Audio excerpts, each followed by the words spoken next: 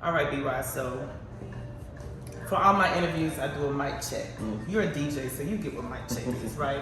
So just follow my lead. Maybe corny, but follow my lead. Go ahead. Microphone check 1, microphone check 2, 3. Hello, mic check. Can y'all hear me? I said follow my lead. You see? He does it the Beezy way. You don't listen.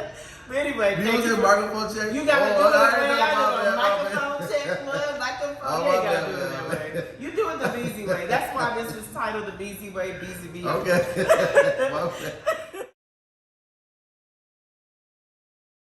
Hello everyone, this is Jeanette Cape with the Social Light Production, where we are connecting the world through faith, culture, and entertainment.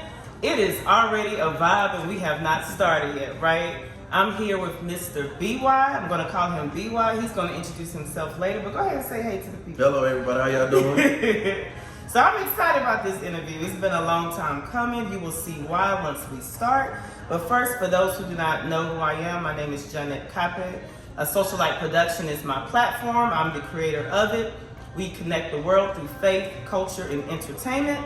That is the mission. And so when you speak about faith, we're connecting the world through faith by way of influencing culture through the foundation of faith. I have a strong bond relationship with Christ, so everything I do, I make sure he's incorporated in some way. Through culture, we're bridging the gap through culture with authentic stories. So whether it be our African culture, we both represent the Liberian culture, or faith culture, or whatever culture there is, that is what we're highlighting. And then lastly, entertainment.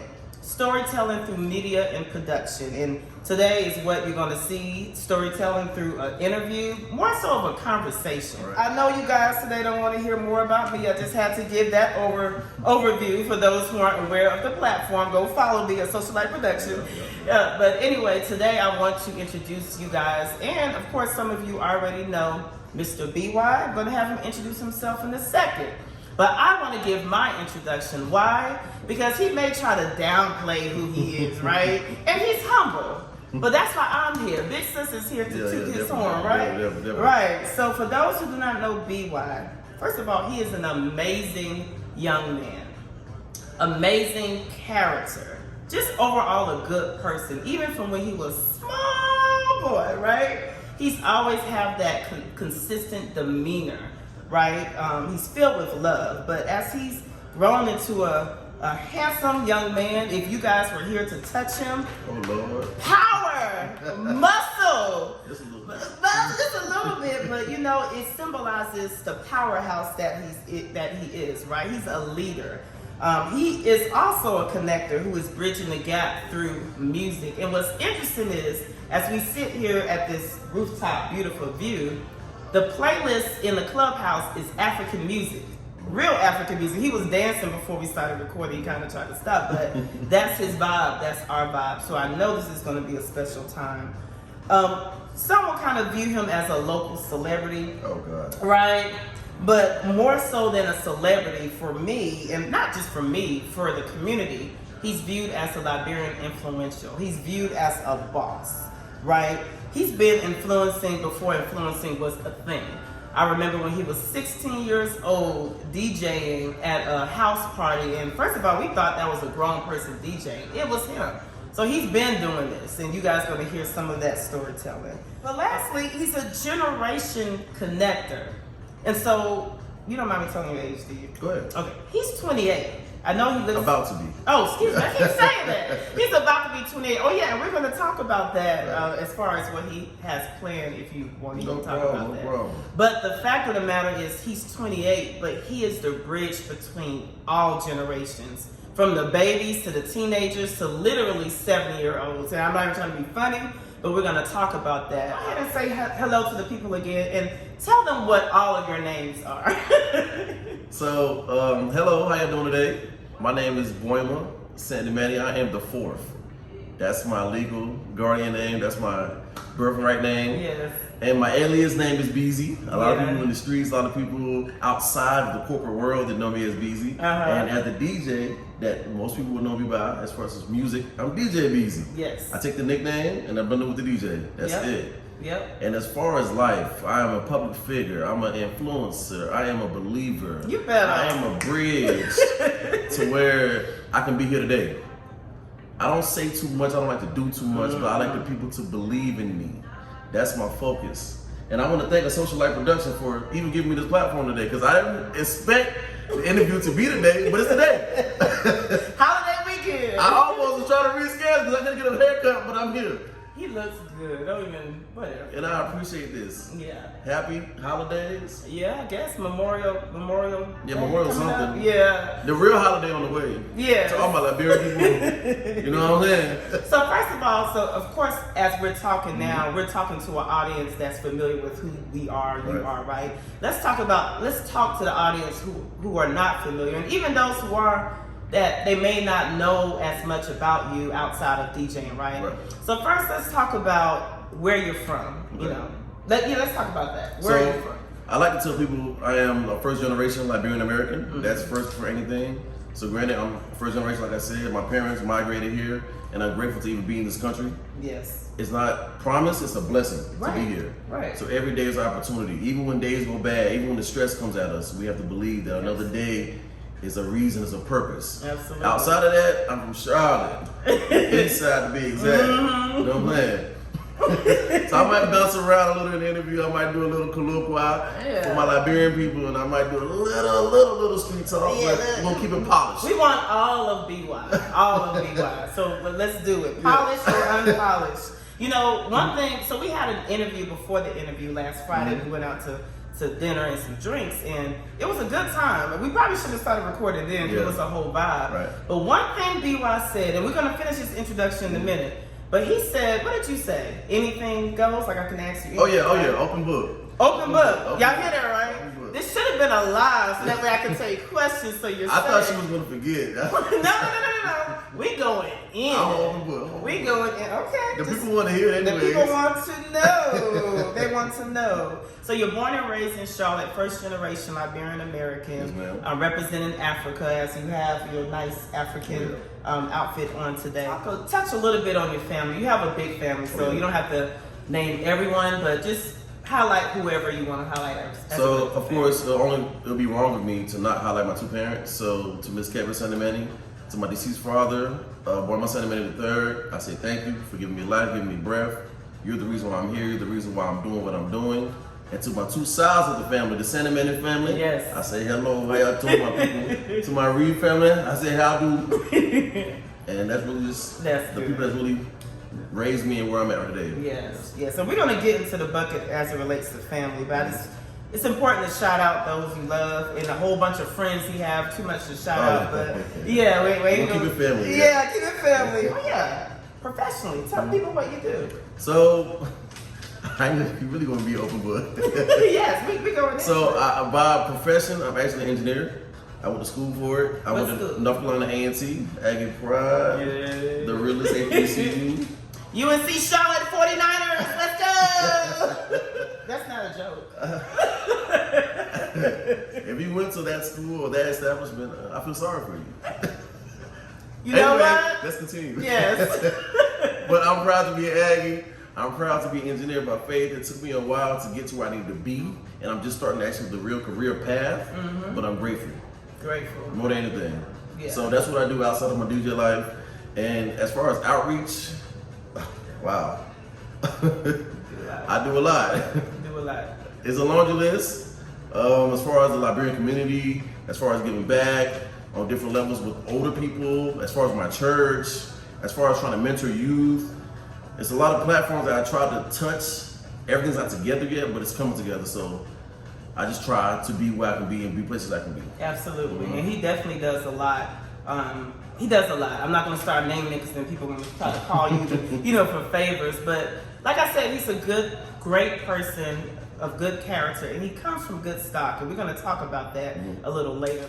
So real quick, I'm distracted by this playlist. I don't know if we're going to get through this without dancing. If you see us moving, just, like they are really hitting it. So they must have known DJ Beezy was going to be here. They must have known that. And speaking of DJ Beezy, so if any of you have had the pleasure of hearing DJ Beezy play, whether it's a wedding, club, lounge, party, or mitzvah, everywhere he plays, he has like a little, what is it? A drop or tag? A drop that says, oh, what does it say? It says, ooh, Beezy be on. But it don't sound like ooh, Beezy. It's like a sexy woman voice. I don't know why it couldn't just be a regular voice, right? So the way she says it is as if like it's somebody sitting up under the DJ stand like, ooh, Beezy be on it.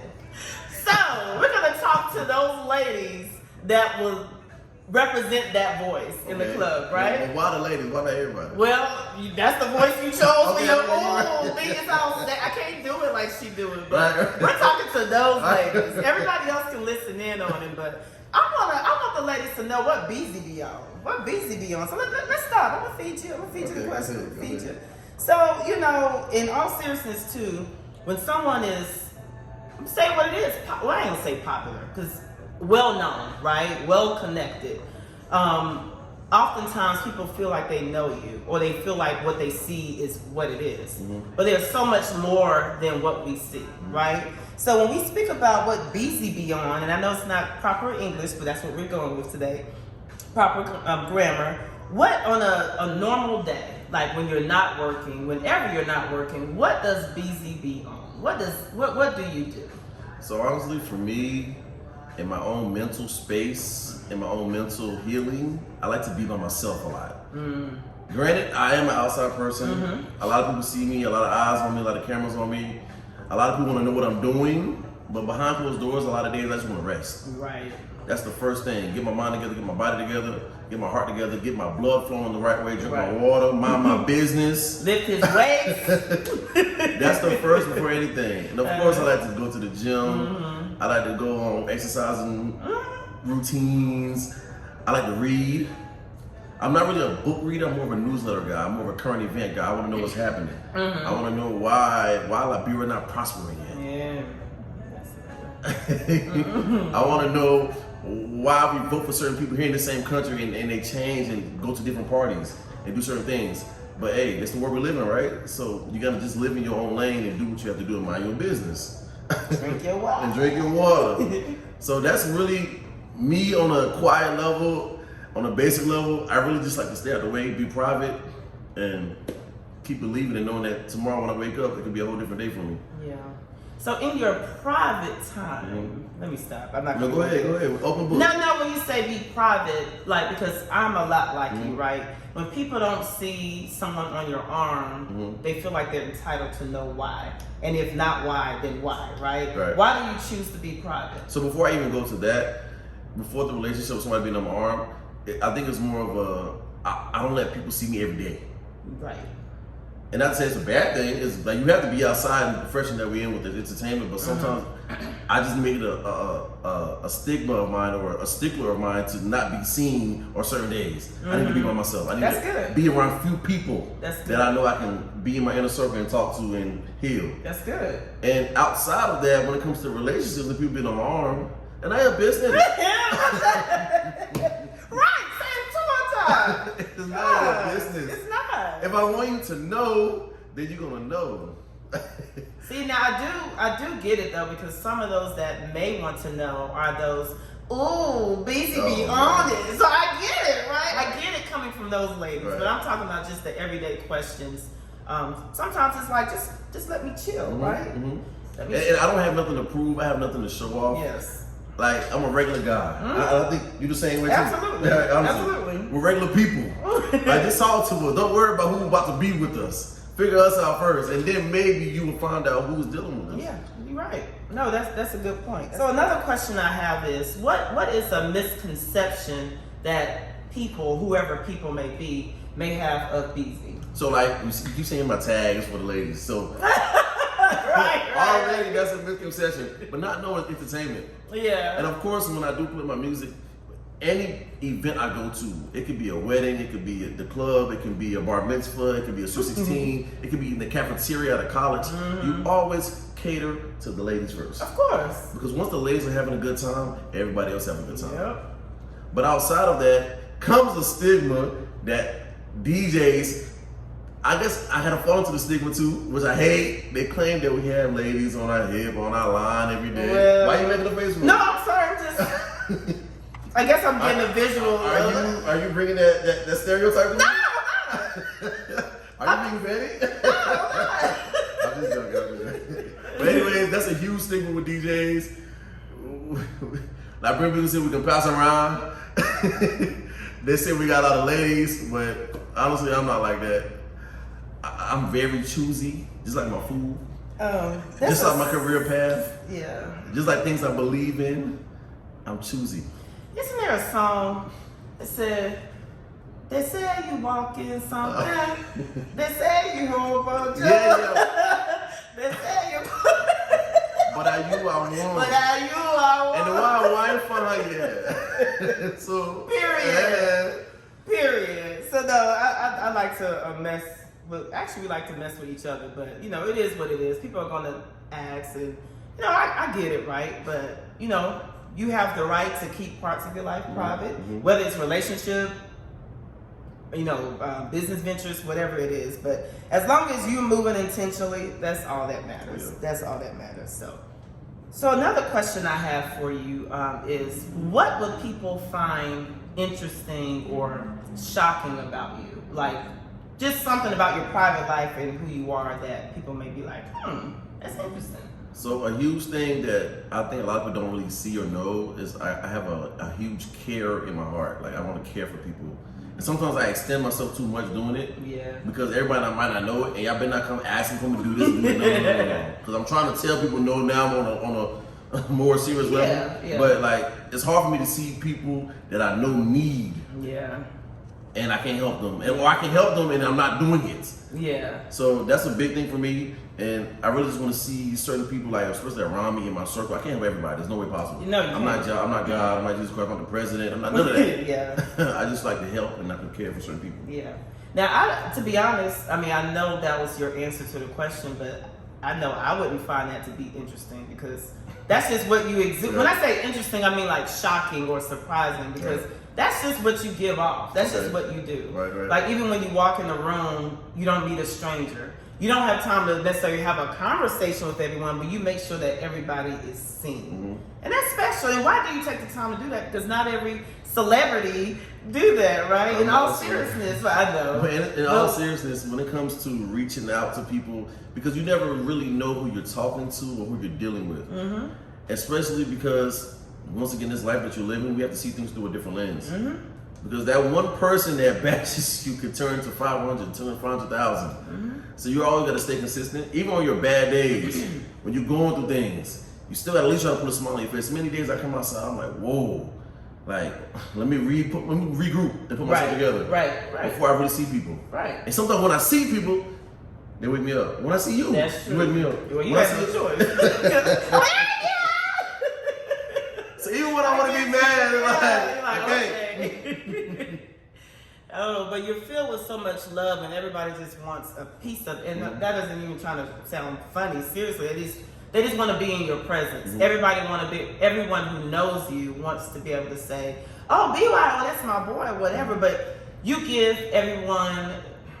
Hopefully, this doesn't sound wrong. Go ahead. Everyone does not have that access to you, but you make people feel like they have that access to you, even though they don't have that access to you. That is a skill, right? That is a skill, that is an art, and it's not being fake. Again, it's a ministry. I'm saying again, it's a ministry. That's what we talked about Friday. We haven't talked about that yet. We're going to get into that. But it is a ministry because you're showing people that you see them, right? So anyway, I don't know if you have anything else to say. No, I definitely agree with that. Honestly, yeah, definitely. I definitely agree. Right, so now we're going to talk about community. We talked a little bit about that at the beginning, but you know, the theme of this conversation is Beezy Be On It. That's his DJ. You say drop. Yeah. DJ drop a tag. Tag. So I'm using that just to kind of flow through the conversation and at times be funny. But he definitely be on community, right? And he's been that way since he was a kid. Like we both, and I don't want to keep inserting myself, but we both were born and raised in the Charlotte community. And one thing I want to do in this portion here is be intentional with storytelling, because there's a lot of people who've come to Charlotte. I'm more so speaking about Liberians, because although we were born and raised in Charlotte, and yeah, we dealt with the Black community and American community, we rep it all day, primarily we live as Liberians. And so there's been a wave and a transition and just a lot of changes within the Liberian community. And given that you were a baby, and then now you're not a baby, but of course the old people will still call you a baby, right?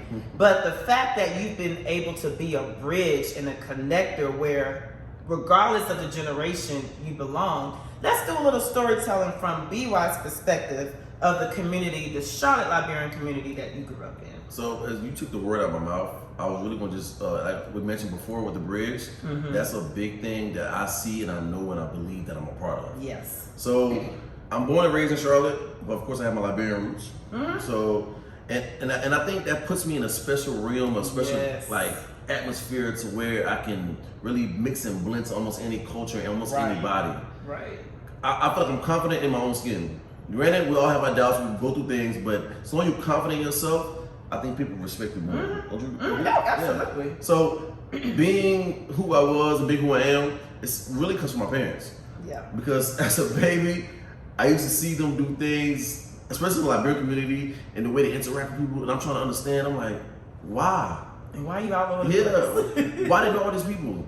Why y'all doing so much? Why y'all helping here, doing this, and going here, and traveling to this place, and taking me here for summer, and now it makes sense. It makes sense. Cause like, so I guess they were laying the foundation for greatness. Right. So, and I accept all of that. And so where we at now is, I tell people it's a new Charlotte. It really is. Can we pause for a bit before we get to the new Charlotte? Because what you're explaining is the old Charlotte, even though it's a part of the new Charlotte, but it's changed. But what they were doing was creating communities. Community for us, a home away from home. And so, like for us who were born and raised here in America, we didn't have the experience that they had growing up, but they created that for us to learn and grow. Do you want to touch on that a little? Because the way you talk sometimes, be like, wait, B-Boy, you born here or there? Like, where you from? But talk about the importance of that culture part of it. And that's a huge aspect that I did leave out, because I got to understand why I'm Liberian and what's the reason behind being Liberian. Right. Because being in a Liberian household, they do things a whole 360 different way. When you go to school and you hear all your friends, like, wait a minute. Like they going to Myrtle Beach at 14. My mom said, I will beat you.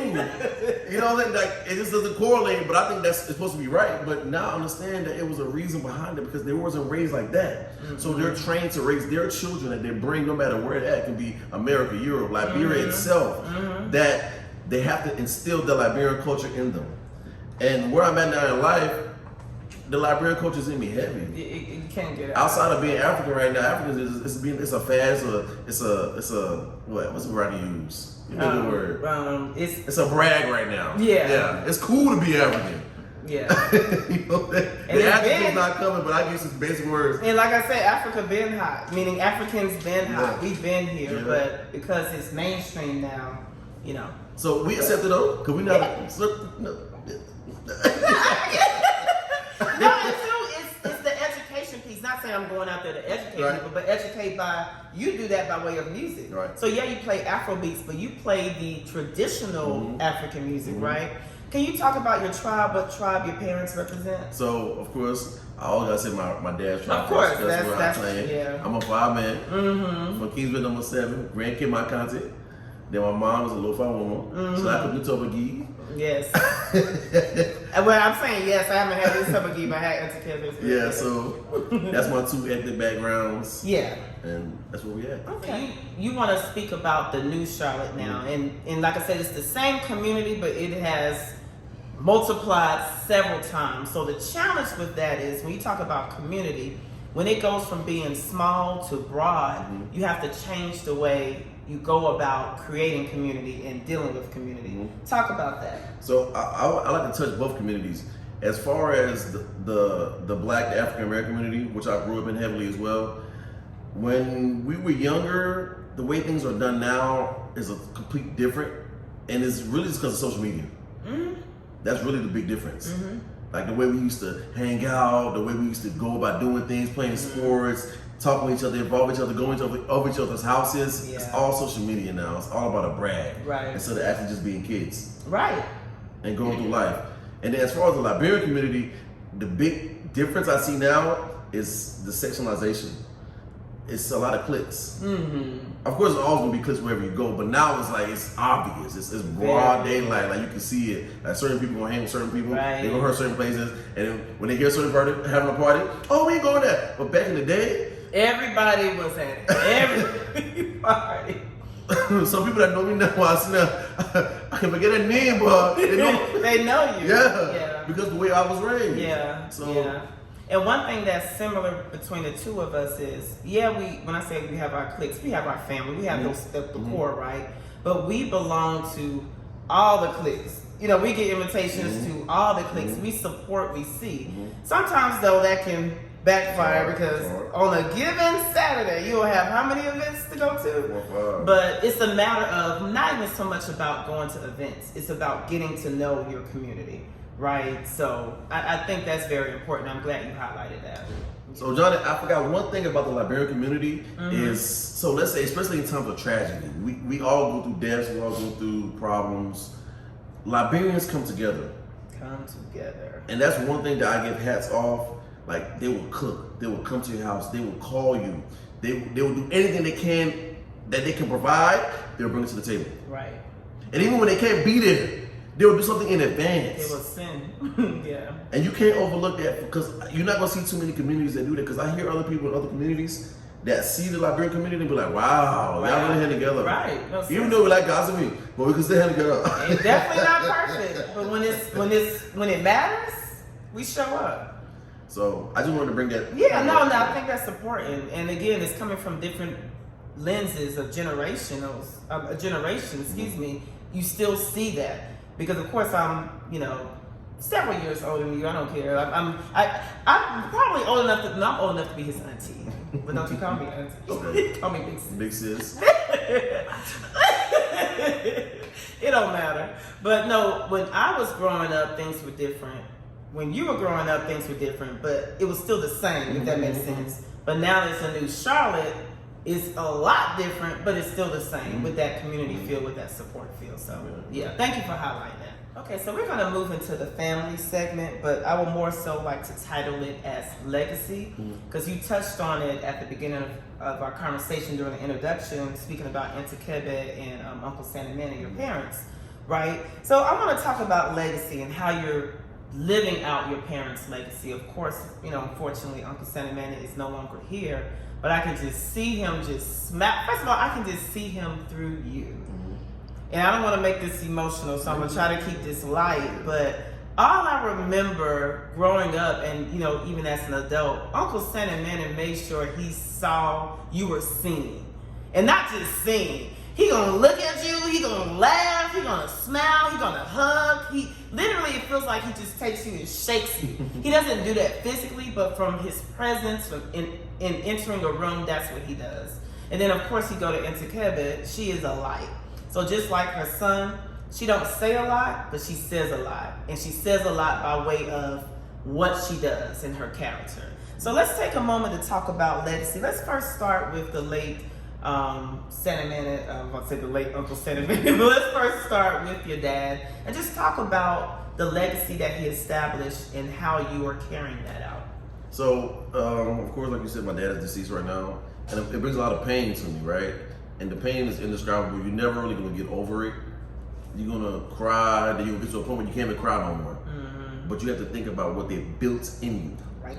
So my dad built me as a pillar. He built me as a strong man. He built me as somebody to see that the future is bright. And so I really feel like it's questions that I have for him now that he can't answer because, of course, he's not here. Yeah. But he set me up in a good place. Yeah, he definitely did. And I think that my last name that I'm carrying is going to forever hold weight. Right. And so when, just like he shook the room, I can walk in the room now and make the room be an earthquake. Absolutely. Right. So, absolutely. Yeah, I feel like that's really the big point of what he did for me. Right, and that's facts. So that's not even coming from a conceited standpoint. B.Y. can walk into a room and not even open his mouth, and the room shifts. Like, oh, B.Y.'s here. And I'm not trying to be extra, but people get excited when they see you. One, because they think you're going to be playing, or two, you just in the room. you are a vibe. So no, that is true. You're more chill and low key than your dad, but you have the same impact as your dad. So I think that is beautiful.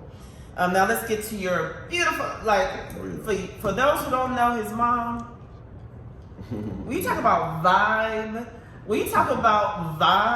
like, describe your mom for those who don't know her. So she's probably blushing watching it. I know, right? She is. See her. Why you did that? Why you did that? What's up? Now my mom is beautiful. She's amazing. She's a very, very, very, very strong woman. Very. She's very caring. She does too much for people sometimes. I have to tell her. But I feel like me watching her and me being around her, especially since my dad's passed, we have built a tighter bond. And I understand why she does what she does. Yeah. And for her to be a widow and still pushing on strong, I say hats off to you, Mom. Honestly, like, there's nothing but love. Yeah. You are an amazing lady. Keep doing what you're doing. Keep dressing and dressing and dressing and keep cooking and cooking. And the way you carry yourself, the way you do anything for anybody, and make sure that you go to the extreme level. Yeah. Thank you for that. And it's built inside of me as well. So I definitely appreciate what she's doing for me. Thank you for all those home cooked meals, the Liberian food, the sour leaf. Speaking about your parents, they are true leaders, right? Talk about what leadership means to you as it relates to maybe what you saw or what you saw through your parents and now how you view it and how you're executing it. Because real quick, everyone has a different view of leadership. You, I look at as a servant leader. Are you familiar with the term servant leader? Yeah, for the most part. Yeah, like someone who serves. So you don't have to be seen. You don't have to be known as the leader. You just are, right? Talk about what leadership means from your standpoint. So, to piggyback on just like what you said, as being a servant leader, I feel like to be a leader in my eyes and my books, you don't have to get voted and say, I vote for that person. Right. So I feel like a real leader is a claim. It's an acquainted term that the way you live your life, the way you really lead people. When you have that one-on-one with somebody and you're doing special things for them, that's what make you a leader. Right. Because a stranger might be watching that might take that and say, that's a real person. That's a real leader. Yeah. So that's what makes things to make you a leader. Yeah. And leaders are influential. And what did I say at the beginning? He's a Liberian Influential. He definitely is. So, thank you for your leadership, sir. Thank you, Mom. Thank you for your leadership. But this is not about me. This is for you. No. But you can toot my horn at the end. Let's just keep this about you. They don't want to hear about it. All right. Thank you. I appreciate it. Going back to the thing, and I'm not going to try to say it like your drop says it, but let me stop because I was trying to do it. That sounds silly, but Beezy be on it. If you just joining at this time, that's what BY drops as he plays. It's like a little sexy woman voice, right? But as I said before, like with his mom and with you say a lot, but you don't say a lot. But you have a lot to say. You just speak when you feel the need to speak. This platform, this opportunity right now is for you to actually speak so people can hear your voice. And so one thing I want you to highlight, and I know this may seem like it's a little serious, and I'm trying to also keep it lighthearted, but I want people to see a deeper version of BY than they see, out on the scene, right? And so at the beginning of the year, I had a conversation with two other Liberian influentials, Sungai Yates and Washington Kofi, and it was titled A Vision Lifestyle, right? As we live life, sometimes people just go, just throw, if it sticks, they go, instead of being intentional about where they're throwing the ball, having a vision, and making vision a part of their lifestyle in every move, right?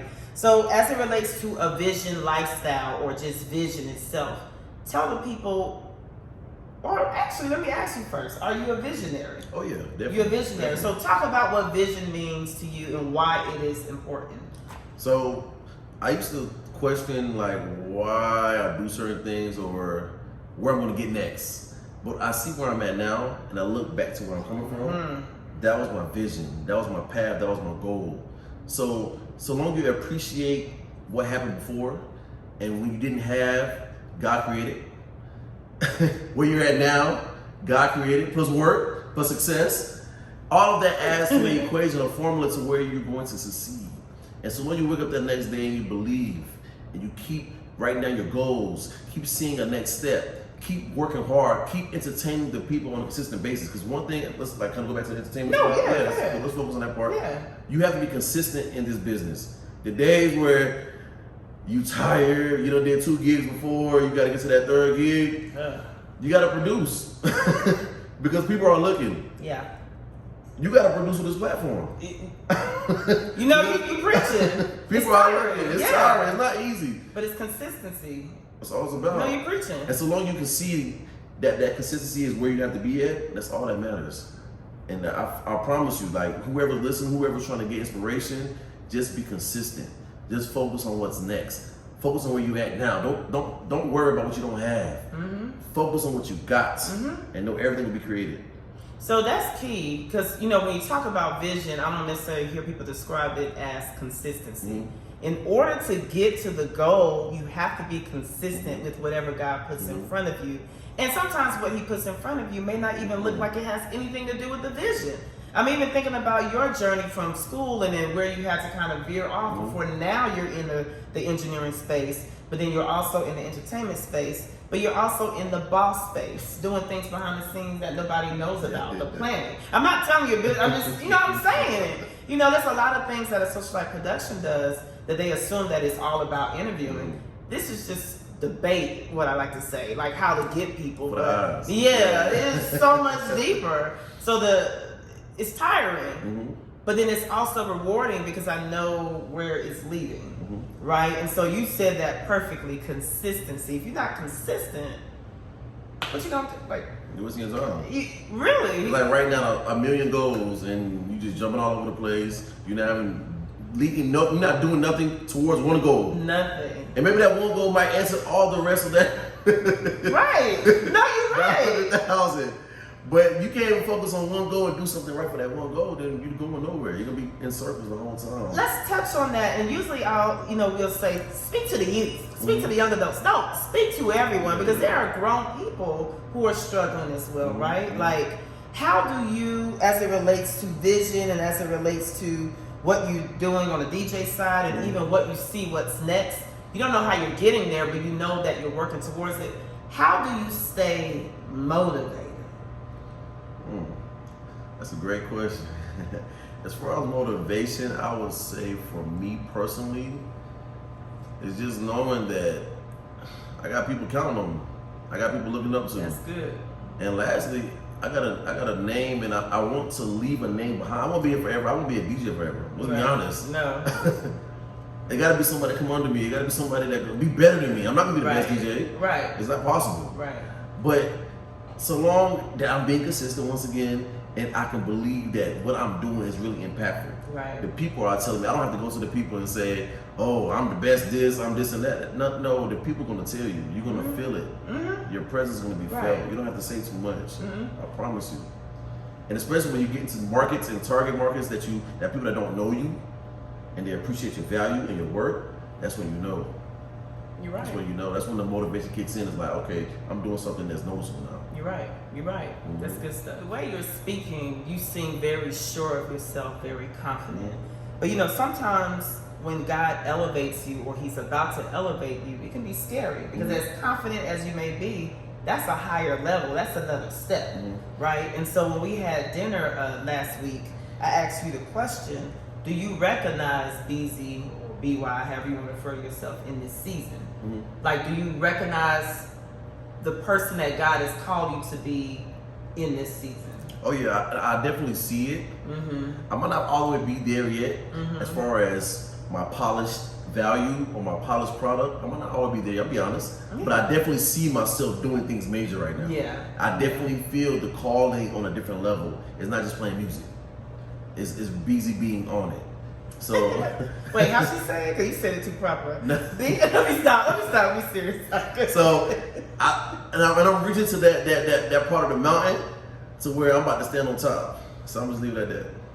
I love the confidence in this season. Now you've always, all I can think about is that 16-year-old at the Davis. It was the Davis's house, right? I think so. Yeah. Yeah, we DJ so much, probably don't remember. But BY has always exuded confidence. And even if he wasn't confident, He don't let you know. He ain't make it look like it, right? And so I love that about you, and I love how you are moving and how you're speaking it before you even see it. I always say, like, you know, as of course you guys can't see, but this is such a beautiful view. You can see the city. If you look far out, you can't see anything. It's just black and, you know, dark and lights. But if you're a visionary, as you look, you're going to see whatever it is that you know you're supposed to create, or whoever you're supposed to be. And that's what I always like to say. See beyond the trees. Look at a forest and don't just see trees. Look at what it could be, what you can create. And I got that from T.D. Jakes, and that always, I ain't gonna act like that came from me. For he see this, he'd be like, wait now. It's my line. Yeah, but God doesn't give you, he said God doesn't give you tables, he gives you trees. People are waiting for God to just throw tables in front of them. Nah, here's a tree. What are you gonna do with it? So speaking of DJs, when you speak about the Charlotte community, again, growing up, like when we were kids, and of course, again, I'm much older than you, but still, there were a bunch of DJs that really don't exist anymore, right? Not say don't exist anymore. They retired. They passed the torch. I want to start naming, but then I'm gonna forget some. But it's it's too many. But it's interesting to see the generations of even DJs, right? And now there's this new wave, and there's BY, and I don't want to start naming because I may forget one, but there's a whole bunch. And when I say a whole bunch, I'm referring to the Liberian community, but then there's also DJs in the other communities as well, where we all kind of just spread love and support each other. The lens I want to come from with this is not shouting out the DJs, because again, we ain't trying to get in trouble, but more so talk about the impact of the African DJs, of the Liberian DJs, just the impact from legacy, the impact of just the mark they've made in the Charlotte community and beyond. So for me personally, seeing from a different lens, being actually in the DJ society, we are DJ Culture Society, or brotherhood. And coming from a young standpoint to where I started probably like, when I was... You 16 or was younger than really before that. I really been playing music. I started playing music. My parents were having house parties. And this was like 9, 10, I would think. I'll come play on the CD player, play a couple of songs. Then after a certain time, to go upstairs. But when I started coming outside, there's so many DJs that I watched behind. They taught me things, even when I didn't say anything, or I would act like I knew it already. I was still learning on how to dress, on how to mix songs, on how to get on the microphone. That's a huge task in itself. On how to play the right songs at the right time, on how to be on time. Before time, way before time. Yeah. On how to buy the correct equipment. There's a lot of mistakes. I mean, I'm still making mistakes. But those, like I said, quote unquote OGs that I learned from, I say thank you. Because they paved the way. Yeah. Like John said, we're not going to name nobody. Yeah. Because it's so many. If you know yourself, you wear your chest in. But anyways, and outside of even the Liberian community, this African DJs, right. Like now, our presence is felt on a grand scale level now.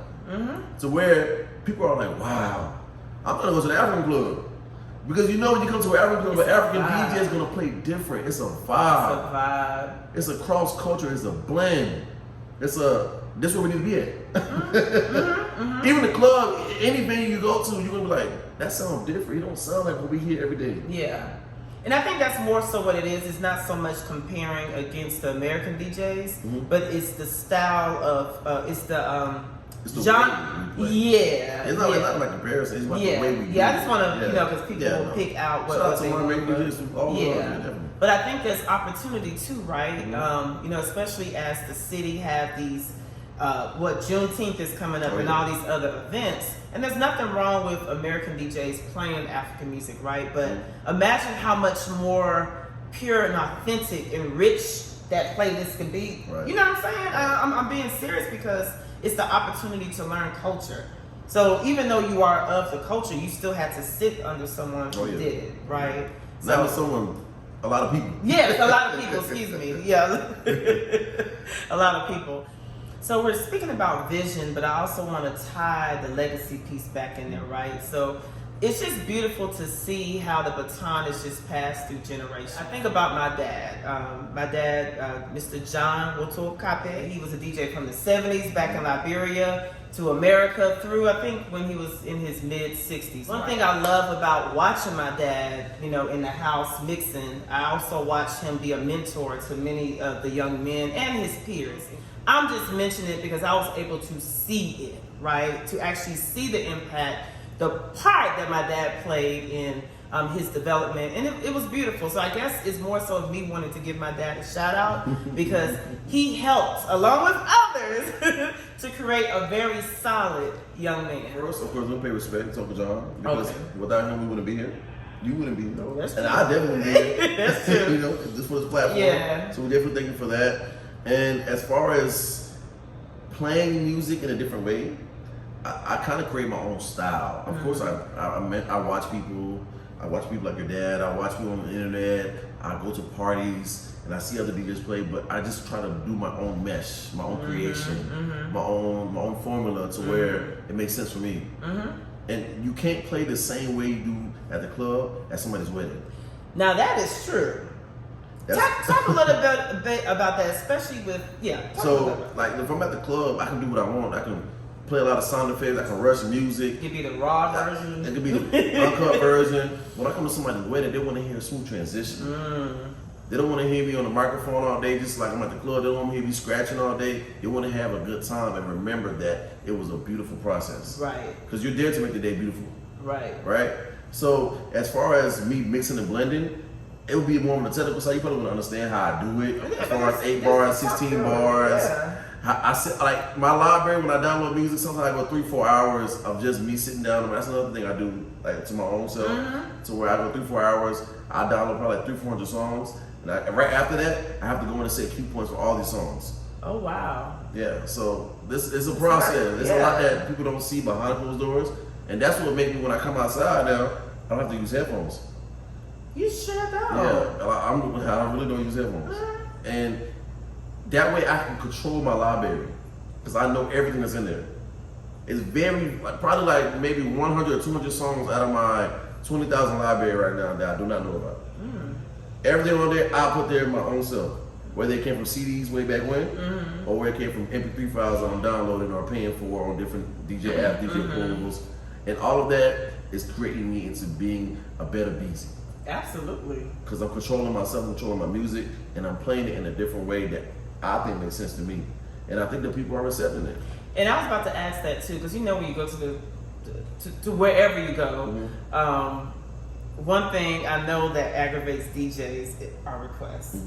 Especially now everyone want to type it on their cell phone and hold it up. Do y'all even read it? Yeah, I mean, I'm not gonna give this. You like, oh, be like this. Okay. DJ code, but you know what I'm saying? Bring your request. We'll get to it. Yeah, 10 songs later. Do you get tired, especially since you play several times every week, do you get tired of hearing the same thing, or is the crowd that you're catering to receptive, open to other different sounds where you're not necessarily hearing the same thing every week? So it's all the same music, to be honest. Of course, we have different variations, different mashups, different remixes, different acapella intros, different extended tracks, but it's still the same song. But the way you play it, like how you said, is what matters. Don't repeat the same set everywhere you go to where you got people that's in the crowd like, I know that somebody come. I know there's somebody come. Playlist. Change it up. Yeah. Granted, I might do that sometimes. I'm not perfect. I'm not the best DJ, but sometimes you're tired. You gonna get this playlist today. I mean, and most times, really, it's me live. Like people ask me, is that a mix? No, it's me. Especially if you see me standing behind there, that's me Working. And I had an auntie one time who was going somewhere, and she was like, it was a group trip we was taking. I'm about to go DJ out of town. And they're like, you look tired. You gonna be able to DJ for the party? My auntie was like, don't worry about it. Once that music turn on, you're gonna wake up. You wake up. And that's honestly the truth. You wake up. Like sometimes when I reach these, when I know I have a long weekend like this weekend, I don't know how I'm gonna make it. But when I get to that gig, it gets done. Yeah. And I make it. Yeah. One quick highlight though, a young DJ, he actually lives in Salisbury. Shout out to DJ Dre. Oh, yeah. So when you speak about passing the baton and legacy, my dad's generation passed down to BY and other DJs of his generation. But I think, and I don't know what the other DJs are doing, but BY specifically, correct me if I'm wrong, he's like a mentor to Dre. And I didn't know that when I met him, but I was telling Tanya, my sister, I was like, this young man has that BY vibe. Like, he was different, but yet he had that BY vibe. So when I heard that was your mentee, I was like, it makes sense.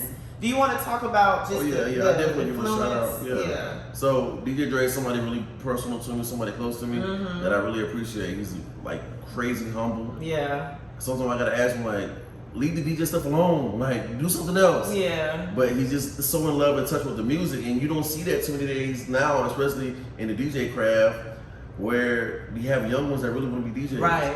It's a lot of older guys that's really were DJs and leaving the game now. They say the game is too saturated, it's too boring, there's no craft in it no more. But I can look at somebody like DJ Dre, and he's really about to torment the scene. No, trust me. Like, especially, and the thing about it, he's doing good at school. Yeah. That's the number one thing I tell him. So long you focus and you got your regular life put together, the DJ life will always be there. Right. And that's one thing I can attest to, and he's doing that. So shout out to you, nephew. Keep doing that, and I'm proud of you. He's very professional too. Like he's serious about his craft. He's very impressive.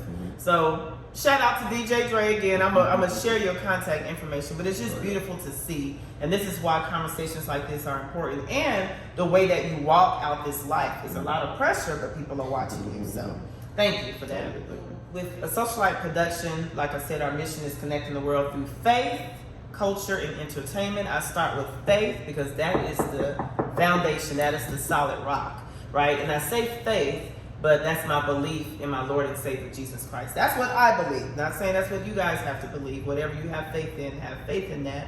But that is what keeps me going, right? And so we had a conversation about faith, and what y'all missed is this minister preaching.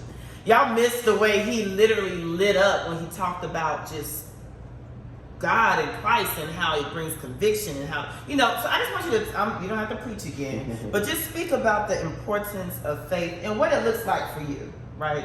So the number one thing with faith, whoever you believe in, of course I'm a Christian faith, I am believing in the Holy Father, Jesus Christ, the Holy Trinity.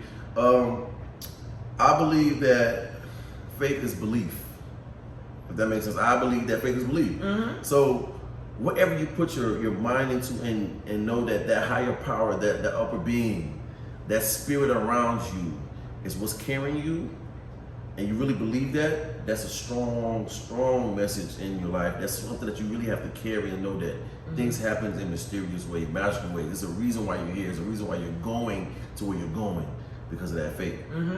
And as far as the ministry, I'm not trying to preach today. No, you're not preaching today, but you've already been preaching. But go ahead. So, as far as the ministry, I don't go to church every day. Yes, I've been baptized. Yes, I've been confirmed, and I'm very appreciative of that.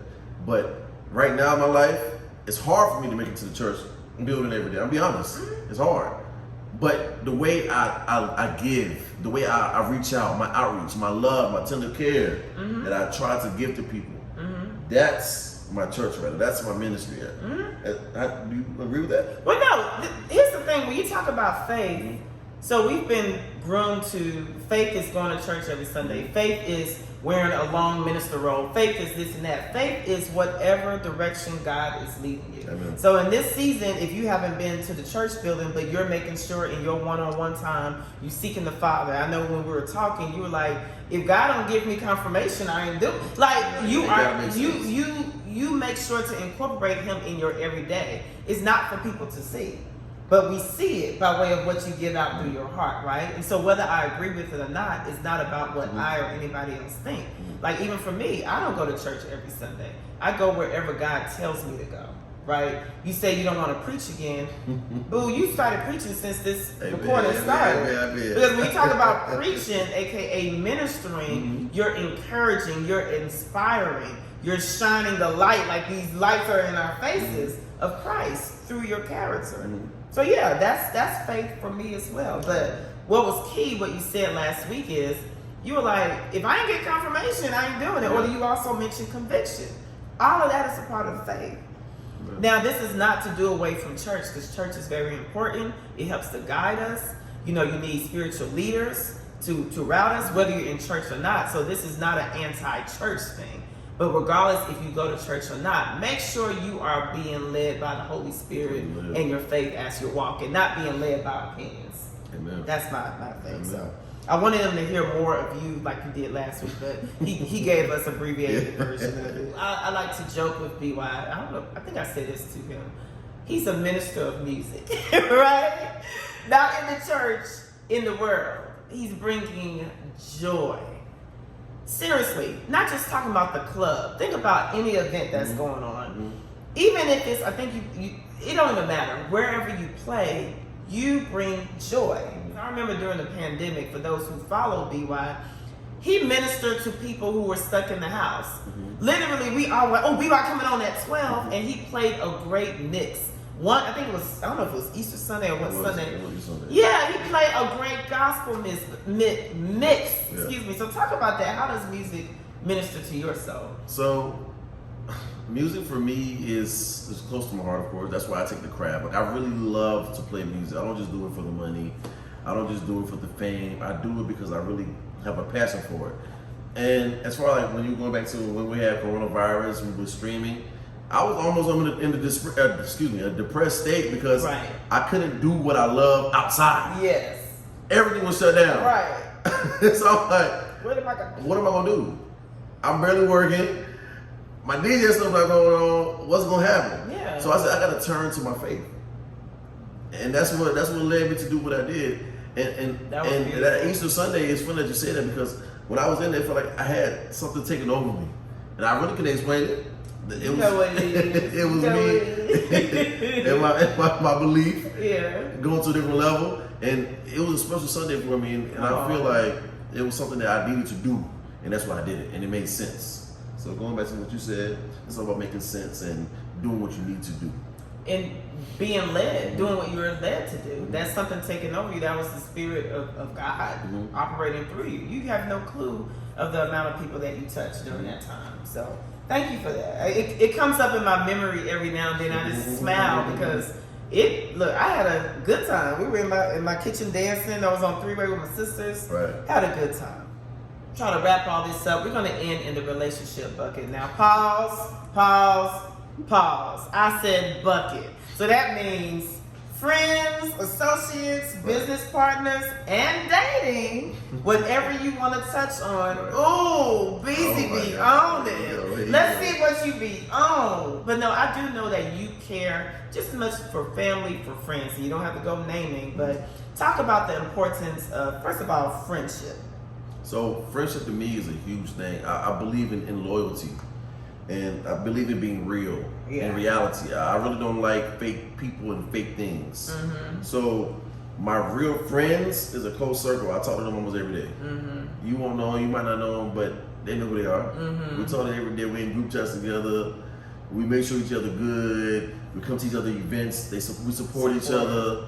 We talk junk to each other. That's what we do. That's what makes us friends.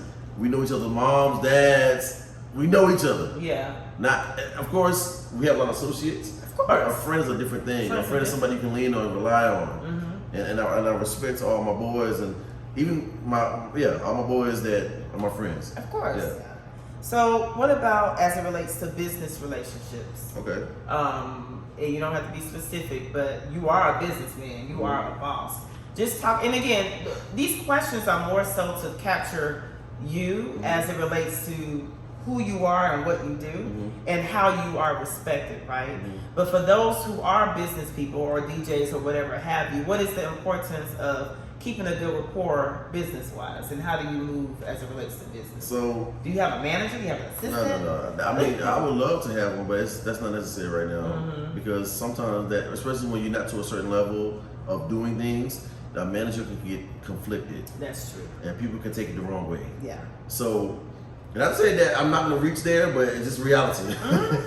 So, but as far as business is kind of sticky because people that you do business with sometimes are not your friends. A lot of times they're not your friends. No, they're not. And But it's a relationship. It's a relationship that y'all understand each other. Right. It's great when y'all are friends because y'all can really go to the next level.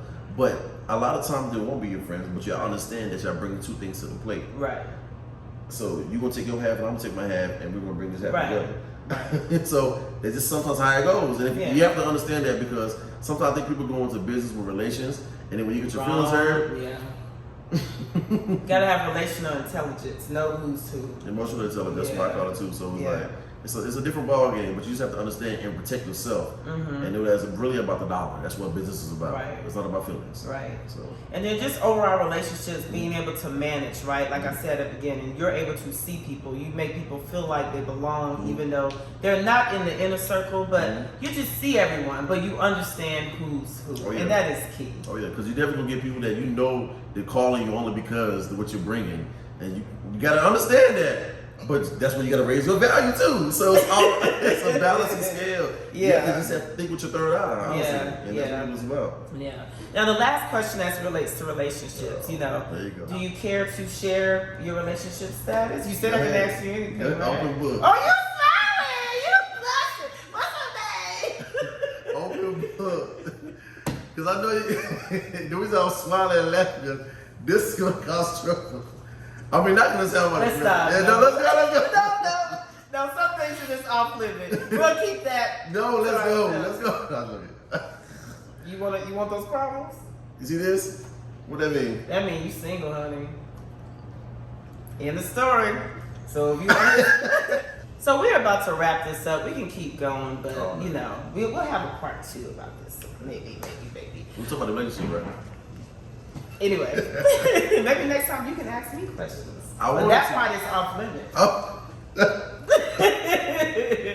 But no, so I want to end by, I don't know if you guys can see, but this is a globe, and we had it here on Africa, but this is so pretty. I took it from my desk. I brought it for the interview because I want to place it. Don't drop my globe now, it's glass. But no, I want you to hold this, right? And all I keep thinking about is whose world is this?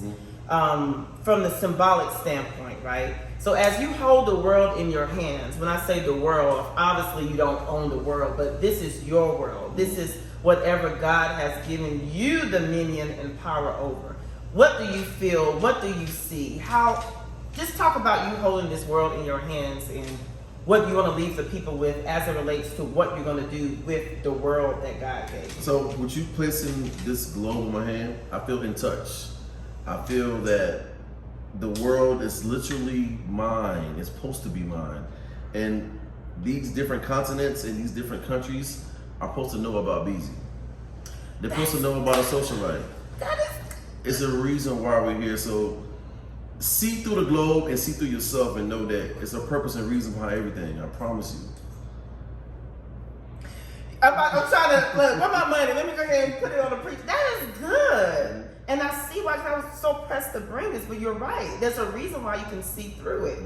That's dope. You better preach. I cannot roll back in.